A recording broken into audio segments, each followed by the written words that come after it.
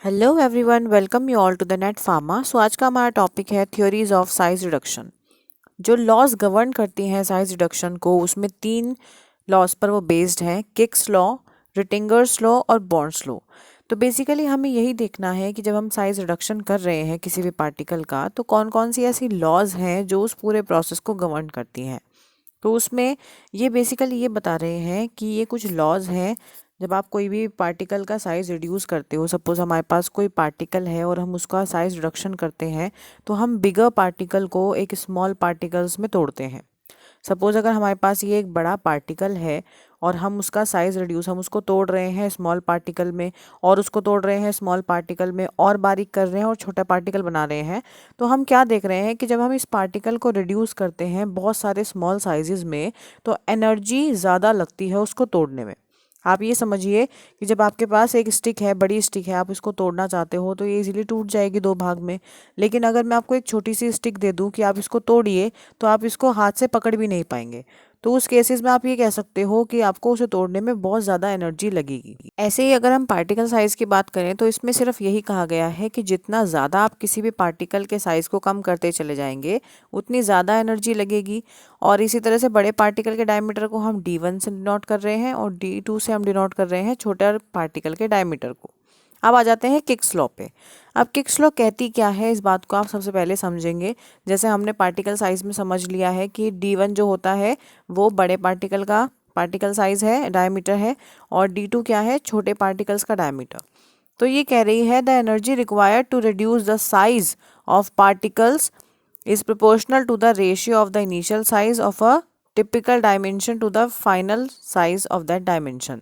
तो मिलाकर हम ये कहना चाहते हैं कि जब हम किसी भी पार्टिकल के साइज को रिड्यूस करते हैं, तो वो जो एनर्जी उसको तोड़ने में रिक्वायर होती है वो किसके प्रोपोर्शनल है, जो पहले साइज बना था उसका डायमेंशन और जो बाद में साइज बना है उसका डायमेंशन। यानी जो एनर्जी रिक्वायर्ड है वो किसके प्रोपोर्शनल होगी, रेशियो ऑफ बड़े पार्टिकल का डायमीटर और छोटे पार्टिकल का डायमीटर, उन दोनों के रेशियो का ही प्रोपोर्शनल होगा एनर्जी। ओके, फिर आते हैं रिटिंगर्स लॉ। अब रिटिंगर्स क्या कह रहा है, इसने क्या किया कि इसने ये कहा कि energy required for size reduction of unit mass is proportional to the new surface area produce.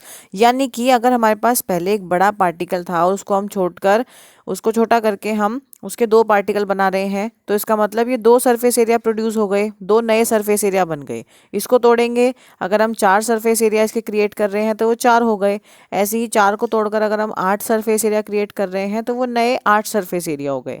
तो हाँ, ये कहना चाह रहा है कि जब आप कोई भी सरफेस एरिया क्रिएट करोगे, यानी जितना ज़्यादा किसी पार्टिकल को तोड़ोगे नए सरफेस एरिया उसके क्रिएट करने के लिए, उतनी ज़्यादा एनर्जी लगेगी।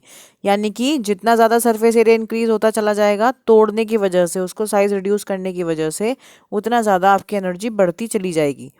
तो यहाँ पर इक्वेशन के थ्रू आप देख सकते हो कि E इज इक्वल टू, उसने बताया के आर क्या है, रिटिंगर्स कांस्टेंट, और उसी के साथ उसने कह दिया कि जो आपका पहले इनिशियल जो आपका डायमीटर था वो d1 है और जो बाद में बना वो d2 है, नए सरफेस एरिया, उसमें से उसको माइनस कर दो।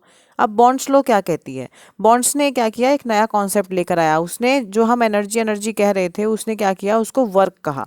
यानी कि जितना ज़्यादा आप किसी भी पार्टिकल के साइज को रिड्यूस करते चले जाओगे उतना ज़्यादा वर्क आपको करना पड़ेगा।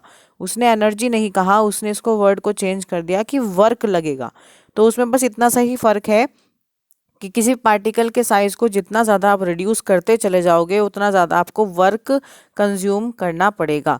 तो उसने क्या कहा, किसके थ्रू कहा कि एनर्जी अपॉन ई अपॉन डब्लू, और विच को इसको ये डिनोट कर रहा है किससे, कि इसने स्क्वायर रूट लिया 100/d2 और माइनस कर दिया स्क्वायर रूट ऑफ 100/d1। तो ये स्क्वायर रूट के अकॉर्डिंग ये कहना क्या चाह रहा है कि इसमें वर्क ज़्यादा लगेगा, इसमें इसने एनर्जी की बात नहीं की। आई होप कि आपको ये वीडियो समझ में आई होगी। Do like, share, comment and subscribe to my YouTube channel which is Net Pharma. Thank you so much.